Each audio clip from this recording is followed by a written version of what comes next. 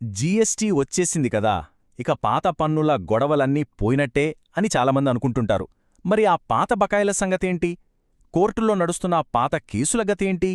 ఈరోజు మనం పాత పన్నుల ప్రపంచాన్ని ఇప్పటి జీఎస్టీ వ్యవస్థతో కలితే ఒకే ఒక్క కీలకమైన చట్టపరమైన వారధి గురించి విశ్లేషించుకుందాం. అవును, ఇది చాలా మందిలో ఉండే ఒక కామన్ డౌట్. జీఎస్టీ వచ్చింది కదా, ఇంకా సెంట్రల్ ఎక్సైజ్, సర్వీస్ ట్యాక్స్ లాంటి పాత తలనొప్పులు ఉండవని అనుకుంటారు. కానీ అసలు కథ వేరే ఉంది. మరి ఆ పాత కేసుల సంగతేంటి? ఆ బకాయిలేమైపోవాలి? రండి, ఈ ప్రశ్నలకి ఇప్పుడు మనం సమాధానం వెతుకుదాం. ఈ క్లిష్టమైన టాపిక్ను సింపుల్గా అర్థం చేసుకోవడానికి మన ప్రయాణం ఇలా సాగుతోంది. ముందుగా ఆ భారీ పన్నుల మార్పు గురించి చూద్దాం. ఆ తర్వాత దానివల్ల ఏర్పడిన ఒక చట్టపరమైన గ్యాప్ గురించి, మరి దాన్ని సెక్షన్ 174 అనే వారధి ఎలా పూరించిందో తెలుసుకుందాం. ఆ తర్వాత ఇది ప్రాక్టికల్గా ఎలా పనిచేస్తుందో చూసి చివరిగా పాత కేసుల సంగతేంటో చర్చిద్దాం. సరే, ఇక మొదలు పెడదాం. ముందుగా అసలు జీఎస్టీ రాకతో మన పన్నుల వ్యవస్థలో వచ్చిన ఆ గొప్ప మార్పేంటో, అది మనల్ని ఎక్కడికి తీసుకొచ్చిందో చూద్దాం. ఇది ఏదో చిన్న పాలసీ మార్పు కాదు, ఇది ఒక చారిత్రాత్మకమైన మార్పు. దేశంలో ఉన్న డజన్ల కొద్దీ పరోక్ష పన్నులన్నిటినీ ఒకే ఒక గొడుగు కిందకి తీసుకొచ్చిన ఒక భారీ సంస్కరణన్మాట. మరి ఇంత పెద్ద మార్పు వచ్చినప్పుడు ఆ పాత పన్నుల చట్టాలన్నీ ఏమయ్యాయి? జీఎస్టీ రాకతో మనకు బాగా తెలిసిన సెంట్రల్ ఎక్సైజ్ యాక్ట్, సర్వీస్ ట్యాక్స్ను నియంత్రించే ఫైనాన్స్ యాక్ట్, ఇలా ఎన్నో పాత చట్టాలను అధికారికంగా రద్దు చేసేశారు. సింపుల్గా చెప్పాలంటే వాటిని పూర్తిగా స్విచ్ ఆఫ్ చేసేశారనుకోవచ్చు. కాని అలా చేసినప్పుడు ఒక పెద్ద చట్టపరమైన ప్రశ్న తలెత్తుతుంది. పాత చట్టాలన్నింటినీ అలా ఒక్కసారిగా రద్దు చేస్తే ఒక ప్రమాదకరమైన లీగల్ బ్లాక్ హోల్, అంటే ఒక చట్టపరమైన శూన్యం ఏర్పడుతుంది. మరి గతం సంగతేంటి? అప్పటికే నడుస్తున్న కేసులు, వసూలు కావాల్సిన కోట్ల రూపాయల బకాయిలేమైపోవాలి? ఇది చాలా చాలా కీలకమైన ప్రశ్న. పాత చట్టాలు లేనప్పుడు ప్రభుత్వం పాత బకాయిలను ఎలా వసూలు చేస్తుంది? అప్పటికే కోర్టుల్లో ఉన్న కేసులను ఎలా ముందుకు తీసుకెళ్తారు?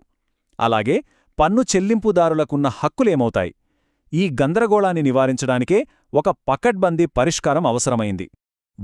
ఈ లీగల్ బ్లాక్ హోల్ను నివారించడానికి చాలా తెలివిగా రూపొందించిన ఒక సొల్యూషనే ఈ సెక్షన్ 174. ఇది పాత పన్నుల ప్రపంచానికి, కొత్త జీఎస్టీ ప్రపంచానికి మధ్య ఒక బలమైన, పటిష్టమైన వారధిలా పనిచేస్తుంది.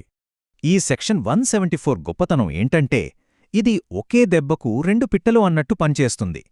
ఒకవైపు ఇది పాత చట్టాలను అధికారికంగా రద్దు చేస్తుంది, కాని అదే సమయంలో ఆ పాత చట్టాల కింద అప్పటికే ఉన్న హక్కులు, బాధ్యతలు, పెండింగ్ కేసులను జాగ్రత్తగా కాపాడుతుంది. దీన్నే లీగల్ భాషలో రిపీల్ కమ్ సేవింగ్ ప్రొవిజన్ అంటారు. ఈ చట్టాన్ని తీసుకురావడానికి చాలా స్పష్టమైన లక్ష్యాలున్నాయి. ఇదేదో అనుకోకుండా జరిగిందిగాదు. ఇది చాలా వ్యూహాత్మకంగా రూపొందించిన పరిష్కారం. ఒకవైపు ప్రభుత్వానికి రావాల్సిన ఆదాయం పోకూడదు, మరోవైపు పన్ను చెల్లింపుదారుల హక్కులకు భంగం వాటిల్లకూడదు. ఈ రెండింటినీ బ్యాలెన్స్ చేయడమే దీని ముఖ్య ఉద్దేశం. సరే, ఇంతకీ ఈ వారధిని అంత బలంగా నిలబెడుతున్న ఆ కీలకమైన చట్టపరమైన వాక్యమేంటో ఇప్పుడు చూద్దామా? చూశారా ఎంత శక్తివంతమైన వాక్యమో! ఈ ఒక్క క్లాజ్ వల్ల ఆ పాత పన్నుల చట్టాలు చనిపోలేదు. అవి కేవలం పాత కేసుల వరకు ఇంకా బతికే ఉన్నాయి. అంటే జీఎస్టీ వచ్చిన తర్వాత కూడా పాత సర్వీస్ ట్యాక్స్ చట్టం కింద ఒక నోటీస్ ఇవ్వచ్చు, విచారణ కొనసాగించవచ్చు. కథ ఇక్కడితో అయిపోలేదు. ఈ సెక్షన్ 174 ఒంటరి కాదు. దీనికి బలాన్నిచ్చే చాలా పాత, ఒక పునాదిలాంటి చట్టం కూడా సపోర్టుగా ఉంది. బ్రిటిష్ కాలం నాటి 1897లో చేసిన ఒక పునాదిలాంటి చట్టముంది. అదే జనరల్ క్లాజెస్ యాక్ట్. దీని ముఖ్య ఉద్దేశమేంటంటే, భవిష్యత్లో ఏ చట్టాన్ని రద్దు చేసినా సరే పాత హక్కులు, బాధ్యతలు గాలిలో కలిసిపోకుండా చూడటం. మన సెక్షన్ 174 ఈ చారిత్రాత్మక చట్టం నుంచి కూడా బలాన్ని తీసుకుంటుంది. అందుకే ఈ వారధి రాజ్యాంగబద్ధంగా కూడా చాలా పటిష్టంగా ఉందన్నమాట. సరే, థియరీ అంతా బానే ఉంది, కాని ఆచరణలో దీనర్థమేంటి? వ్యాపారాలకు, పన్ను అధికారులకు ఇది ఎలా వర్తిస్తుంది? ఆ రూల్స్ ఏంటో చూద్దాం. ఇది చాలా కీలకమైన స్లైడ్, ఎందుకంటే ఇది స్పష్టమైన సరిహద్దులను గీస్తుంది. సింపుల్గా చెప్పాలంటే, అధికారులు పాత చట్టాల కింద నోటీసులు ఇవ్వగలరు, పాత పద్ధతిలోనే విచారణ కొనసాగించగలరు. కానీ అదే సమయంలో వాళ్లు పాతకాలం నాటి తప్పుకు కొత్త జీఎస్టీ చట్టం కింద శిక్ష విధించలేరు. బకాయిల వసూలు కోసం జీఎస్టీ పోర్టల్ను వాడుకోవచ్చు, కానీ కేసు విచారణ తీర్పు మాత్రం ఖచ్చితంగా పాత చట్టం ప్రకారమే జరగాలి.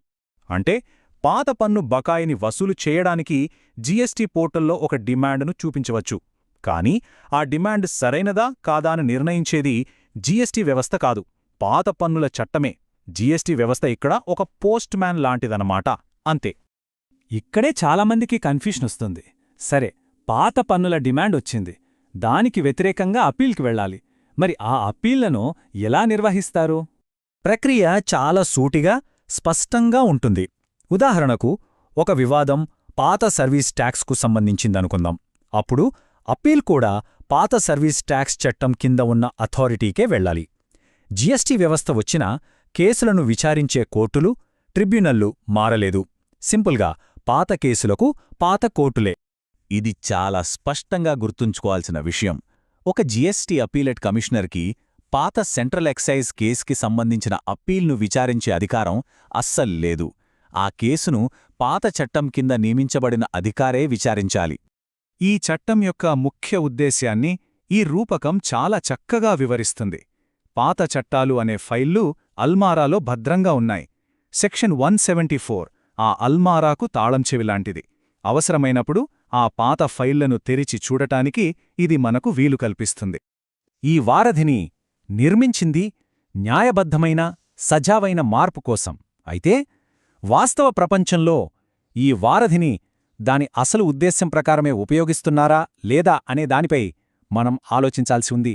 తర్వాతి విశ్లేషణలో మరో ఆసక్తికరమైన అంశంతో కలుద్దాం.